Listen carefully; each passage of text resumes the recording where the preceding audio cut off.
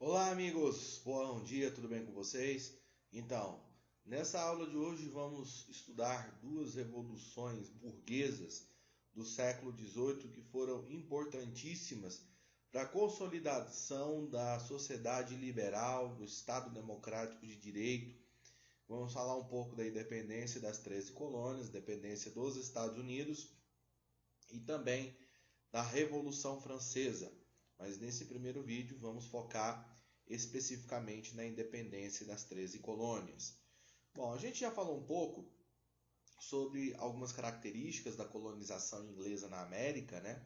Vimos que essa colonização é uma colonização um pouco diferente daquela que aconteceu, né, nos territórios ibéricos, principalmente no que diz respeito à organização econômica, social e política das estruturas coloniais.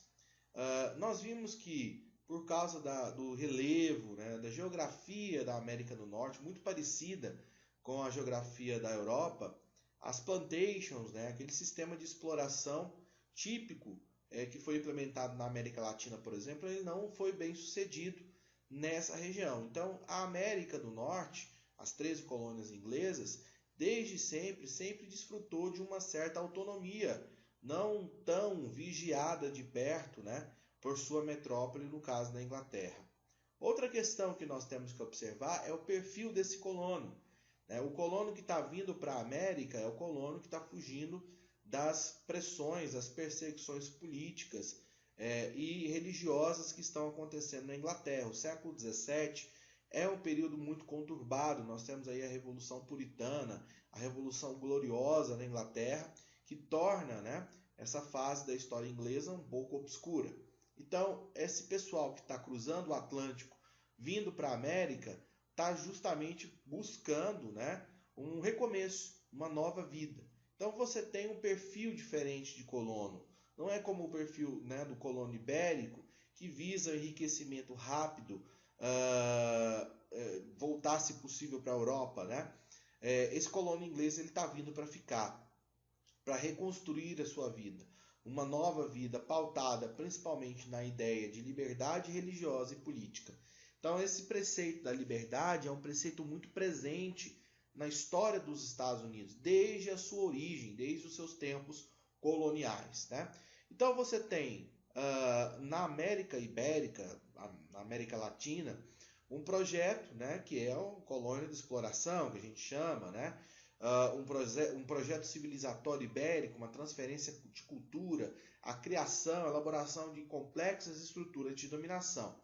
Isso não vai acontecer na América do Norte, né, nas 13 colônias inglesas. Você vai perceber um perfil de colono diferente, um modelo de colonização diferente, que é o modelo de povoamento, e a não existência dessas complexas estruturas de dominação.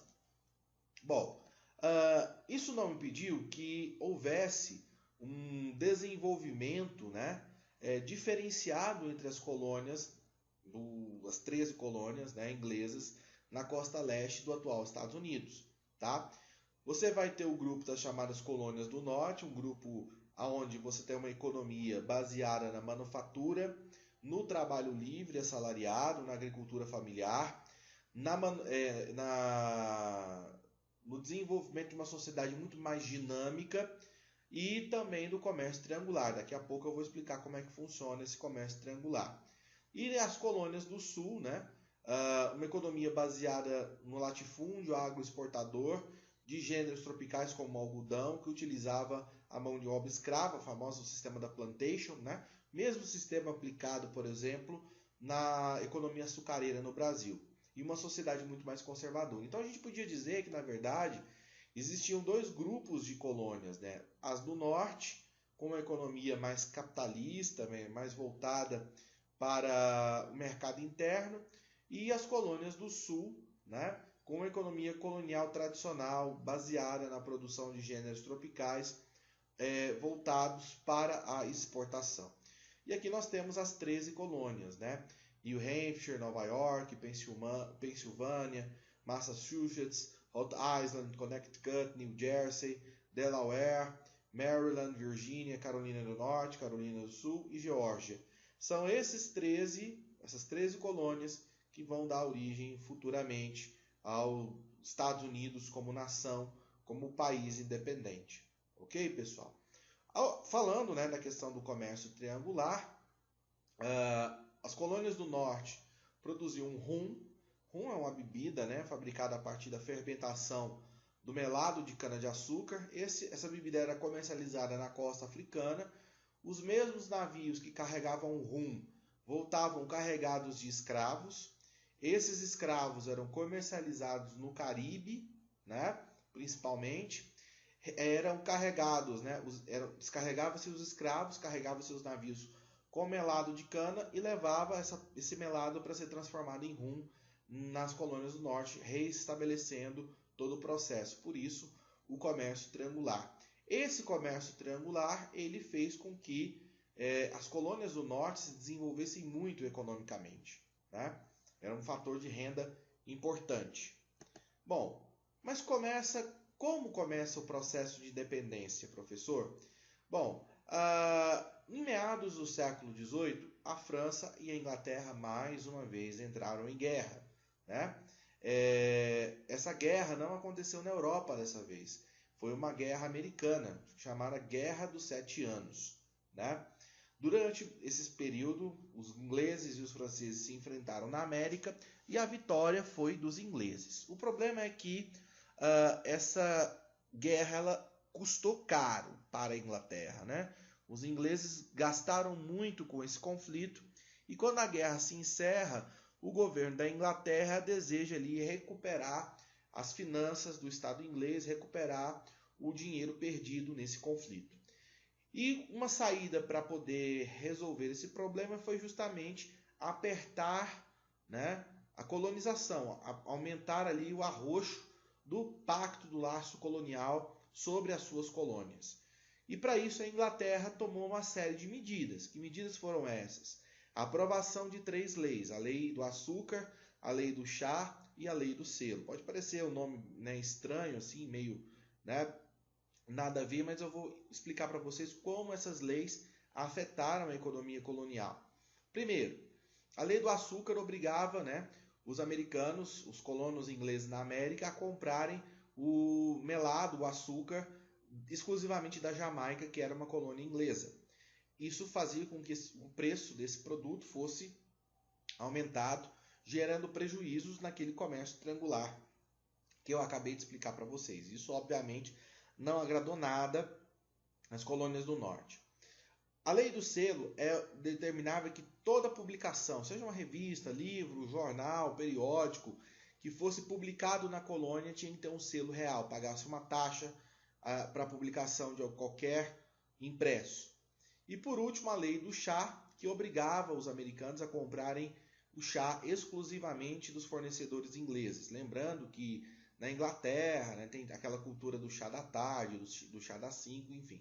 Então essas medidas elas aumentaram, foram impostos, né, que aumentaram os custos do colono inglês na América. Colono esse que não estava acostumado com essa pressão colonial, com esse pacto colonial, né, tão presente assim. Nós acabamos de ver que uma das características da colonização inglesa foi justamente, né, ter não ter tanto arroxo, não ter tanta essa presença inglesa no dia a dia da colônia. E agora, depois da Guerra dos 7 Anos, os ingleses tentam tirar o prejuízo aí. Isso gera uma certa revolta, que vai provocar um incidente chamado de Massacre de Boston, ou também conhecido como Boston Tea Party, a festa do chá de Boston, né? Um navio inglês atracado no porto de Boston foi carregado com chá, né? Foi atacado por colonos, a carga foi incendiada e a Inglaterra considerou isso um ato de desobediência e aumentou ainda mais a repressão sobre suas colônias, editando as chamadas leis intoleráveis, né? O estado de sítio, ocupação militar de cidades, toque de recolher, uma série de restrições, né, que até então os colonos não tinham costume em lidar com essas restrições. As leis intoleráveis elas provocaram, né, uma grande mobilização das lideranças políticas das colônias que resolveram realizar, né, o chamado Primeiro Congresso Continental da Filadélfia. Esse congresso, formado por lideranças como Alexander Hamilton, Thomas Jefferson, George Washington, Benjamin Franklin, redigiu um documento que tinha ali as reclamações dos colonos, principalmente contra as leis intoleráveis e pedindo para que o parlamento inglês considerasse a inclusão de colonos americanos, de colonos ingleses na América, para tomar as decisões políticas relativas aos Estados Unidos, ao futuro Estados Unidos, às 13 colônias. Então, até então, não havia claro ainda esse sentimento de independência. Esse documento foi enviado à Inglaterra, o rei ignorou esse manifesto, esse pedido. Pelo contrário, aumentou ainda mais a repressão, o que levou à convocação do Segundo Congresso Continental da Filadélfia, em julho de 1776, e durante esse congresso foi assinada a Declaração de Independência dos Estados Unidos. Aí sim, definitivamente houve a ruptura entre as 13 colônias e a Inglaterra. Uma coisa é declarar a independência, outra coisa é efetivar essa independência. E aí no próximo vídeo nós vamos falar um pouco das características dessa Carta de Independência dos Estados Unidos, e como os ingleses vão se articular aí para combater essa revolta nas suas colônias e como as 13 colônias vão lutar contra a Inglaterra pela sua independência. Mas isso aí a gente vai ver só no próximo vídeo. Beleza, pessoal? Então, até mais!